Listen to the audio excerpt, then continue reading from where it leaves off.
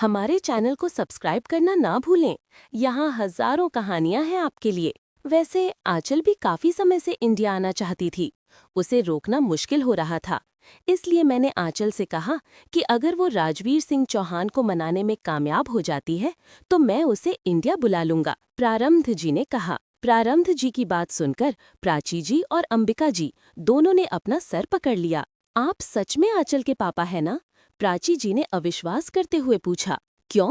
प्राची जी के सवाल पर प्रारब्ध जी को हैरानी हुई।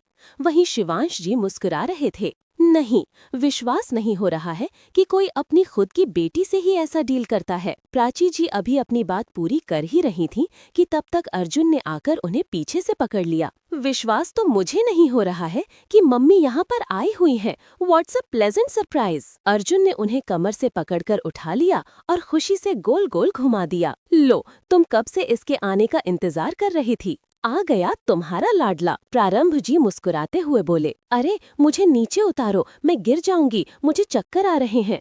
प्राची जी अपना सर पकड़ते हुए बोली। चक्कर तो मुझे आ रहे हैं। तुम्हें देखकर मुझे तो विश्वास नहीं हो रहा है कि तुम यहाँ चली आई हो। I love you mummy, Arjun ने मुस्कुराते हुए कहा। प्राची जी को यहाँ देखकर अर्जुन को ऐसा लग रहा था जैसे उसकी सारी समस्याओं का समाधान मिल गया हो। इसलिए वो बहुत खुश था और उसने अपनी खुशी दिखाने में कोई कमी नहीं की। मुझे तुमसे बात नहीं करनी।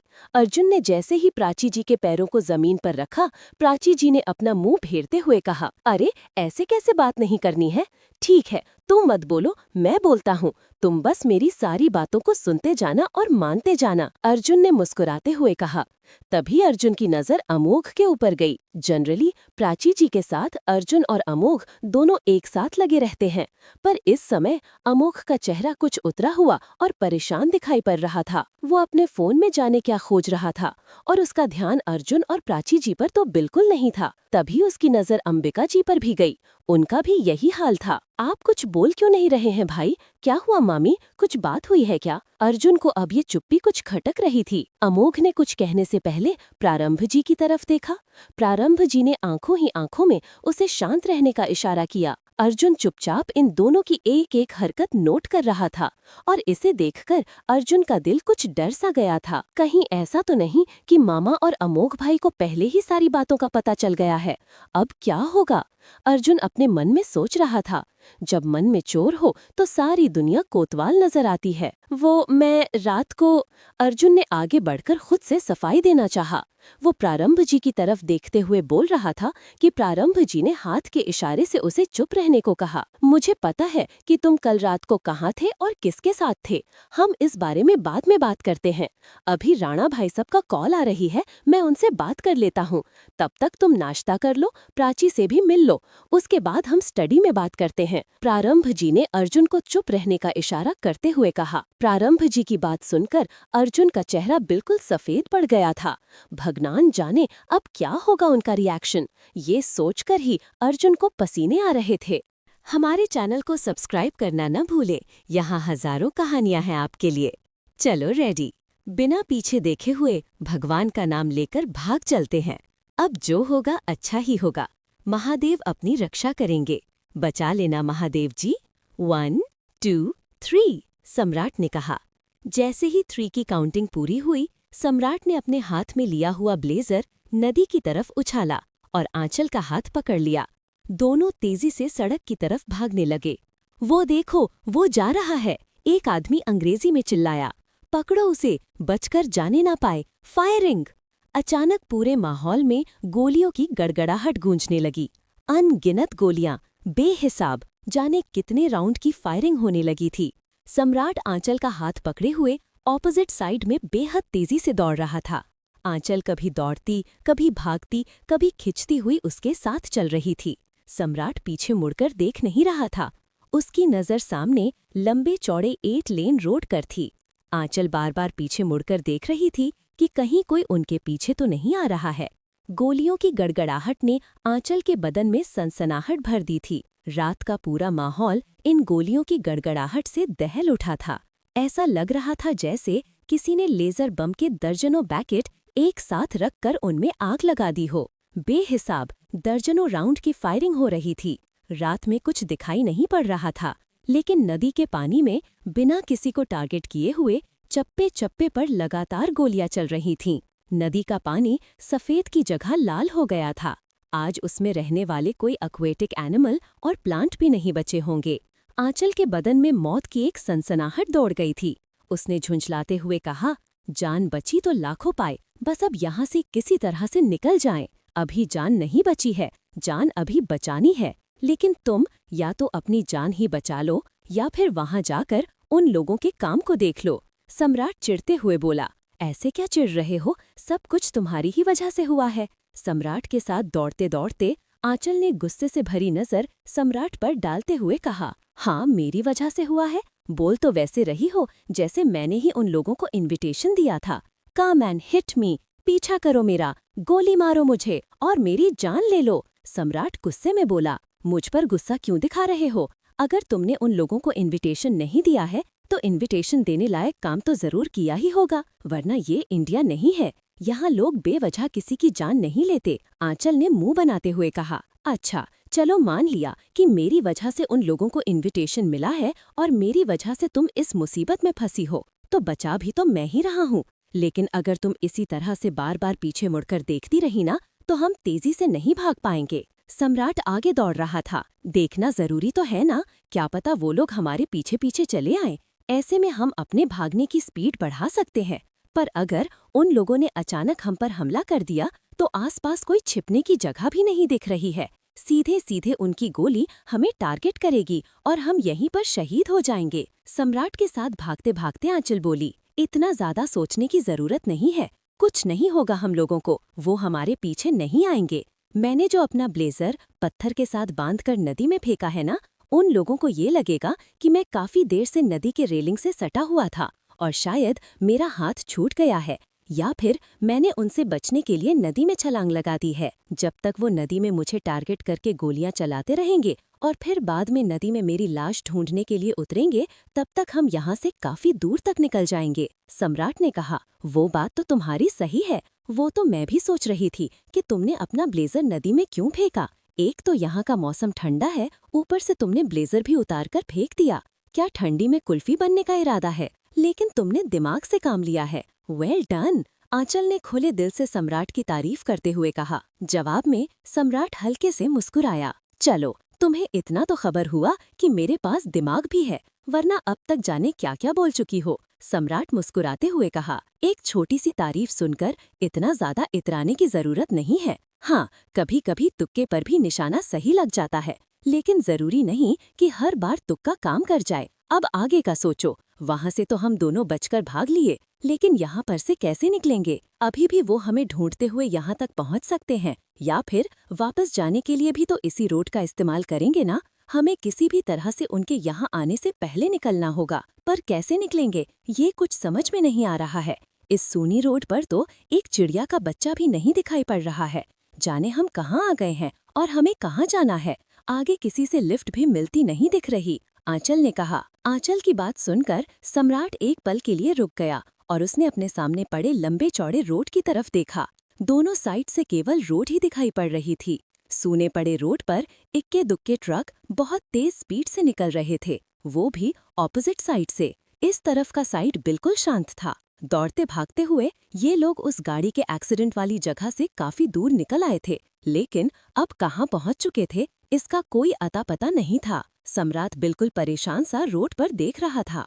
हमारे चैनल को सब्सक्राइब करना ना भूलें, यहाँ हजारों कहानियां हैं आपके लिए।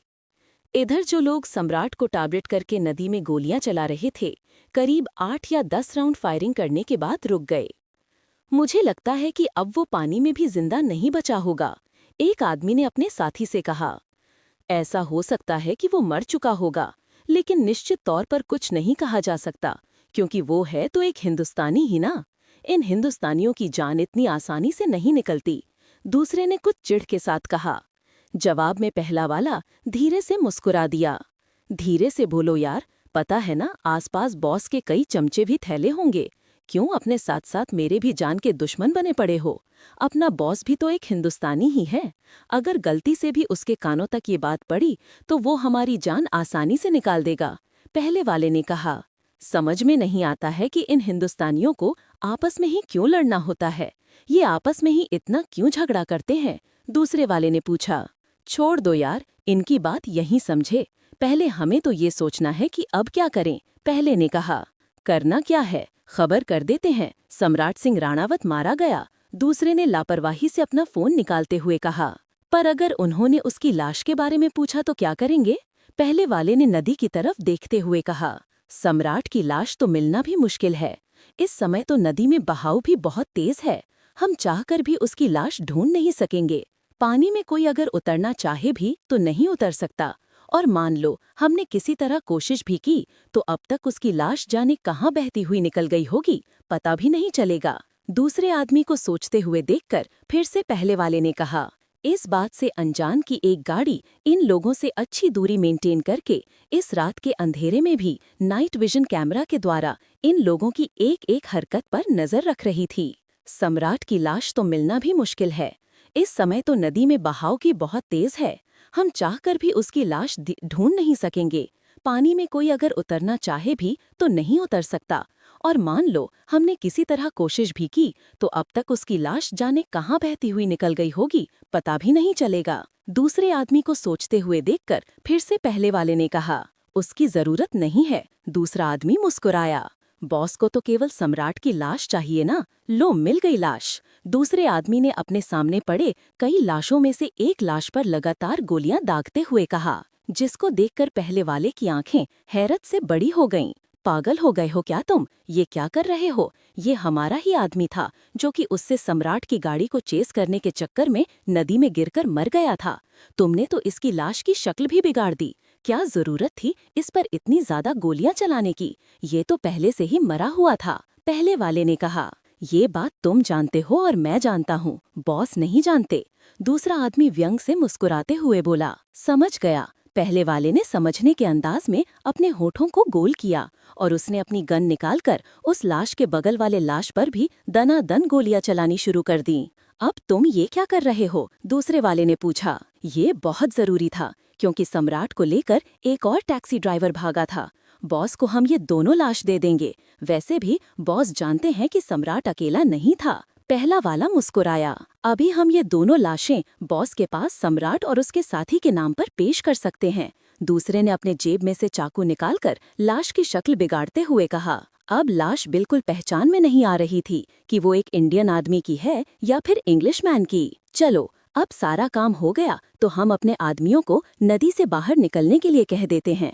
आखिर पूरी रात हम यहाँ पर डेरा डालकर बैठे नहीं रह सकते। मौसम में ठंड बढ़ती जा रही है। दूसरा आदमी अपने जेब में चाकू वापस रखते हुए बोला। उसके दूसरे हाथ में उसका फोन था जिसकी लाइट उसने जला रखी थी। इसके अलावा वहाँ मौजूद चारों गाड़ियों की हेडलाइट जल रही थी। इन सब रोशनियों के कारण वहाँ पर दूर से देखना ज्यादा तो नहीं पर हाँ कुछ आसान हो गया था। तो देरी किस बात की? इससे पहले कि इस हाईवे पर पेट्रोलिंग पुलिस आकर हमसे पूछताछ करे, हम बॉस को फोन लगाकर मिशन सक्सेसफुल होने का खबर भेज देते हैं और जितनी जल्दी हो सके उनका गिफ्ट लेकर यहाँ से निकल जाते हैं। पहले वाले ने कहा। बात तो सही है तुम्हारी। एक काम करो, तुम आदमियों को नदी से बाहर निकलकर गाड़ी में बैठने के लिए बोलो, मैं बॉस को फोन लगाता हूँ। दूसरे आदमी ने अपना फोन अनलॉक करते हुए कहा। तभी अचानक से उसके मोबाइल की रिंगटोन बज गई। पहला वाला जाते जाते रुक गया। क्या हुआ? अब किसका फोन है? पहले वाले ने पूछा। किसका होना चाहिए? जितनी जल्दी शैतान का नाम लेने पर शैतान भी हाजिर नहीं होता, इतनी जल्दी ये बॉस हमारे ऊपर काबिज रहता है। दूसरे आदमी ने अपने फोन की स्क्रीन को देखते हुए कहा। उसके फोन की स्क्रीन पर बॉस कॉलिंग जगमगाने लगा था। उसने फोन उठाकर अपने कान से लगा लिया। Yes boss. क्या हुआ? अब तक वहीं पड़े हुए सम्राट को खोज रहे हो या फिर कुछ सफलता भी मिली है? उधर से पूछा गया। हमारे चैनल को सब्सक्राइब करना ना भूलें। यहाँ हजारों कहानियां हैं आपके लिए। Yes boss. क्या हुआ? अब तक वहीं पड़े हुए सम्राट को खोज रहे हो या फिर कुछ सफलता भी मिली है? उधर से पूछा गया। अगर सम्राट नहीं मिला तो तुम लोगों के भी वापस आने की जरूरत नहीं है, वरना अपने साथ हुए नतीजे के जिम्मेदार तुम लोग खुद होगे। बिना जवाब सुने उधर से वार्निंग दे दी जाने लगी। सफलता मिल चुकी है बॉस, आदमी ने कहा। क्या सम्राट मिल गया? तो फिर बताने में इतनी देर क्यों की? क्या कर रहे थे तुम सब? उधर से एक्साइटमेंट में पूछा गया। नहीं सर, बताने में देरी नहीं की, हम आपको फोन करने वाले ही थे। लेकिन सम्राट जिंदा तो नहीं मिला है, पर सम्राट की लाश जरूर मिल गई है। आदमी ने अपने पैरों से सामने पड़ी लाश को उलट पलटते हुए कहा, कोई बात नहीं, इसमें इतना परेशान होने की कोई जरूरत नहीं है। सम्राट जिंदा या मुर्दा हमारे लिए दोनों लिहाज से बहुत काम का है। ऐसा करो, उसको लेकर अड्डे पर पहुंचो, मैं भी पहुंचता हूं। अभी उसकी लाश का पार्सल इंडिया भी भिजवाना है। ध्यान रखना कि लाश और ज्यादा बर्बाद ना हो, उधर से कहा गया। Okay boss. दूसरा वाला आदमी फोन का काटने ही जा रहा था कि अचानक से फिर से स्पीकर पर फिर से आवाज गूंजी। उस आदमी का क्या हुआ जिसने कि सम्राट की मदद की थी? वो कार ड्राइवर? उधर से पूछा गया। सर, वो भी साथ में मारा गया है। दोनों लाशें हमारे सामने हैं, लेकिन हम पहचान नहीं पा रहे हैं कि इसमें से सम्राट कौन है, दूसरा आदमी कौन। आदमी ने तेजी से कहा, चलो, ये अच्छा हुआ कि वो भी जिंदा नहीं बचा। कोई बात नहीं, अगर हम नहीं पहचान सकते तो क्या फर्क पड़ता है, दोनों को ही इंडिया भिजवा देंगे। अपने बेटे को उसके घर वाले तो पहचान ही लेंगे, बाकी दूसरों के लिए ये सबक हो जाएगा कि पराई आग में कूदने का नतीजा क्या होता है। इससे राठौर भी सतर्क हो जाएंगे, कहकर उधर से फोन काट दिया गया। चलो, सब जल्दी जल्दी गाड़ी में बैठो, पहला वाला आदमी चिल्लाया। आदमी का ऑर्डर सुनते ही सारे आदमी नदी के आसपास से निकलकर गाड़ी में बैठने लगे थे। दोनों आदमियों ने एहतियात से अपने दोनों आदमियों की लाशों को सम्राट और उसके साथी की लाश बनाकर सावधानी से अपनी गाड़ी में डाला और गाड़ी बैक करते हुए वापस न्यूयॉर्क सिटी की तरफ अपने अड्डे की तरफ चल पड़े। बाकी के आदमी दूसरे गाड़ी में बैठकर इन लोगों के पीछे पीछे चल पड़े। ये लोग तो सम्राट को लिए बिना ही चल पड़े। अब हम क्या करेंगे? समर्थ सिंह राणा ने राजवीर सिंह चौहान से पूछा। काफी देर से इसी रोड के किनारे लगी हुई एक गाड़ी में बैठकर समर्थ सिंह राणा और Rajveer Singh Chauhan night vision camera पहनकर इन लोगों की सारी एक्टिविटी पर नजर रख रहे थे। चलो, ये तो फाइनल हुआ कि सम्राट और आंचल इन लोगों को नहीं मिले हैं, लेकिन आखिर सम्राट और आंचल गए कहाँ? अपने साइड वाली खिड़की से लगातार गाड़ियों को निकलते हुए देखकर राजवीर सिंह चौहान अब समर्थ सिंह राणा की तरफ मुड़ा। वही तो मैं भी कह रहा हूँ कि सम्राट और आंचल इन लोगों को नहीं मिले। इसका मतलब है कि दोनों कहीं न कहीं आसपास ही हैं। पर एक बात समझ में नहीं आई कि आखिर सम्राट पर यह हमला करवाया किसने? समर्थ सिंह राणा सोच रहे थे, हम तो राठौर को भी नहीं कह सकते कि सम्राट पर हमला प्रारब्ध सिंह राठौर ने करवाया है, क्योंकि अगर राठौर के आदमी होते तो आंचल पर हमला नहीं करते, या फिर इस हमले की जानकारी पहले से आंचल को होती तो वो सम्राट को बचाकर नहीं भागती, बल्कि गन मिल जाने के बाद खुद अपने हाथों से सम्राट को शूट आउट कर देती। मैंने खुद सीसीटीवी में आंचल को सुरक्षित सम्राट को बिठाकर गाड़ी ड्राइव करते हुए देखा है, राजवीर सिंह चौहान ने सोचते हुए कहा। इन दोनों को क्लब के बाहर पार्किंग में हुए गोलाबारी की जानकारी मिल गई थी और उसी समय इन दोनों ने फुटेज चेक किए तो सम्राट और आंचल को गेट के एंट्रेंस से बाहर निकलते हुए देखा था। तभी से ये लोग सम्राट और आंचल की तलाश में निकले थे। एक एक जगह पर कड़ियों को जोड़ते हुए सम्राट और आंचल की तलाश में यहाँ तक आ पहुँचे थे और यहाँ पर से अब आगे की घटना पर अपना नजर बनाए हुए थे। पर राठौर के आदमी आंचल को पहचानते कहाँ हैं? मेरा कहने का मतलब है, इंडिया में किसी को ये पता कहाँ है कि प्रारब्ध की एक बेटी भी है? समर्थ सिंह राणा ने दलील दी। तुम्हारी ये बात भी सही है, पर प्रारब्ध सिंह राठौर तो ये बात जानता था ना कि आज इसी समय उसकी बेटी हमसे मिलने आई है। तो जरा सोचो, क्या वो अपने आदमियों को ठीक उसी समय सम्राट पर हमला करने का ऑर्डर पास करेगा जिससे कि उसकी बेटी को भी नुकसान हो? राजवीर सिंह चौहान ने पूछा। मुझे तो पहले इस बात का शक था, लेकिन अब पूरा यकीन है कि इन दोनों को लड़ाकर कोई तीसरी पार्टी फायदा उठाना चाहती है, राजवीर सिंह चौहान ने कहा। बात में दम है। खैर छोड़ो, इस बात को तो हम बाद में पता करेंगे कि तीसरा दुश्मन हमारा कौन है जो कि हमारे सारे बनते हुए काम को बिगाड़ रहा है। पहले ही उसी के कब्जे में हमारी विधि है। पर अब हमें आगे क्या करना है? सम्राट और आंचल की तलाश करनी है या फिर वापस जाना है? समर्थ सिंह राणा ने पूछा। फिलहाल तो हम कुछ दूर तक उन लोगों की तलाश कर लेते हैं, मिलते हैं तो ठीक है, और नहीं मिलते तो हमें आगे के प्लान के बारे में सोचना होगा। वैसे ये बात हम दोनों के अलावा कोई तीसरा नहीं जानता कि सम्राट के साथ आंचल थी, राजवीर सिंह चौहान ने कहा। और साथ में दोनों जिंदा और सुरक्षित हैं, ये बात भी कोई नहीं जानता, समर्थ सिंह राणा ने जोड़ा। हमारे चैनल को सब्सक्राइब करना ना भूलें। यहाँ हजारों कहानियाँ हैं आपके लिए। सुरक्षित है या नहीं, ये तो मैं दावे के साथ नहीं कह सकता, पर हाँ, अब उन लोगों को हमें सुरक्षित करना होगा, वरना सम्राट की इस नकली डेड बॉडी के कारण ही इंडिया में असली कोहराम मच जाएगा। राजवीर सिंह चौहान ने कहा, एक नकली लाश, भगवान जाने मुंबई में अब कितने असली लाशों को बिछवाएगी। कुछ ना कुछ करके हमें इस चीज को रोकना होगा, वरना मुंबई में जबरदस्त गैंगवार छिड़ जाएगा। राणावत अब किसी के रुके नहीं रुकेंगे। समर्थ सिंह ने परेशानी में इधर उधर देखते हुए कहा, ये सब तो बात की बात है, पहले चलो हम ऑपोजिट साइड में कुछ दूर तक देख लेते हैं। जाने क्यों मुझे ऐसा लगा था कि जिस वक्त ये लोग नदी को टारगेट बनाकर गोलियां चला रहे थे, उस समय कोई ऑपोजिट साइड में बहुत तेजी से निकला है। राजवीर सिंह चौहान ने गाड़ी स्टार्ट करते हुए कहा, तब तो तुमको उसी समय अपनी गाड़ी उधर लगा देनी चाहिए थी। समर्थ सिंह राणा ने तेजी से कहा, हाँ, ताकि वो भाग भी ना पाए और उनकी गोलियों का निशाना हमारी गाड़ी हो जाती, हम भी गाड़ी में ही भून दिए जाते। राजवीर सिंह चौहान ने व्यंग से कहा, जाने अब तक ये दोनों बच्चे कहाँ दौड़ते हुए निकल गए होंगे, पता नहीं सुरक्षित भी होंगे कि नहीं। समर्थ सिंह राणा चिंता में थे। चिंता में तो अब सम्राट और आंचल भी थे। न मंजिल का पता था और न रास्ता का पता था। जाने दोनों कहाँ निकल आ पहुँचे थे। न जाने इस रोड का सिरा कहाँ से शुरू हो रहा है और न जाने कहाँ खत्म। हमें तो पता भी नहीं चल रहा है कि हम कहाँ पर हैं।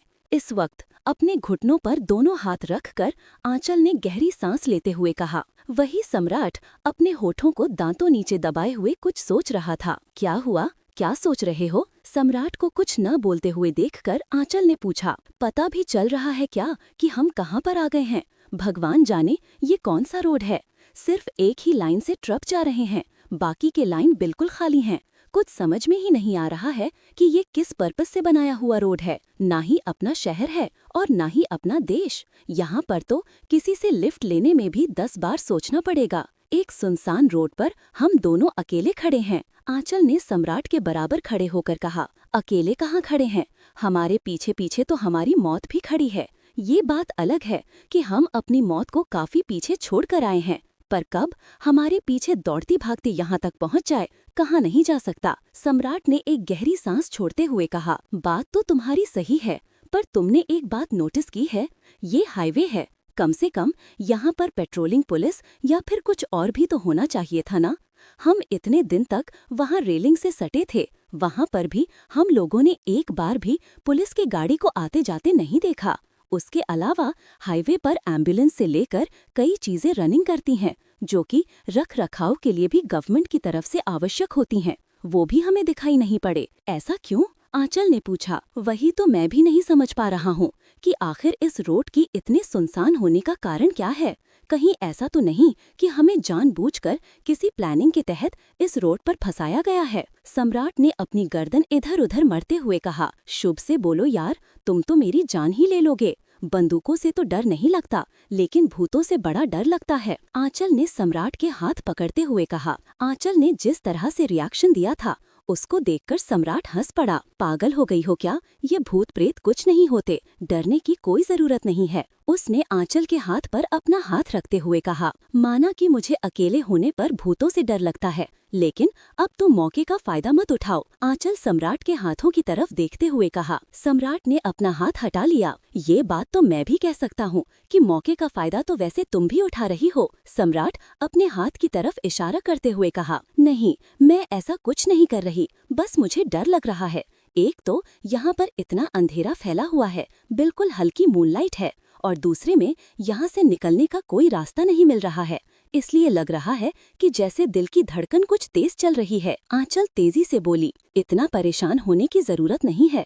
वहाँ पर जब गोलियों की बौछार चल रही थी, तब तो 1 सेकंड के लिए भी तुम्हारे दिल की धड़कन तेज नहीं हुई, तो यहाँ पर तो कोई खतरा भी नहीं है। वैसे डरो मत, मैं तुम्हारे साथ ही हूँ, और भूत प्रेत कुछ नहीं होते, वो सब इंसान के दिमाग की उपज है।